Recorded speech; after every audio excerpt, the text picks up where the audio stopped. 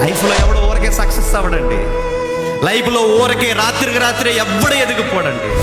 Bible సెలవిస్తుంది, జెన్యూన్గా ఉన్నవాడే సక్సెస్ అవుతాడు. దాని బైబిల్ ఎలా అన్నాడు? యథార్థవంతులు వర్ధిల్లుతారు. యథార్థవంతులు వర్ధిల్లుతారు.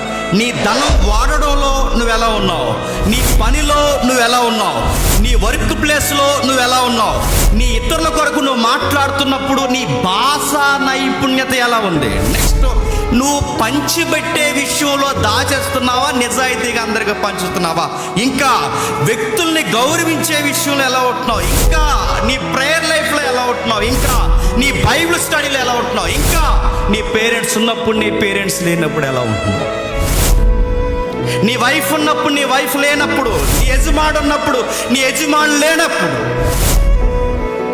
ఎప్పుడు ఒకేలా ఉంటున్నావా? గంటకోలాగా, రోజుకొకలాగా, పూటకొక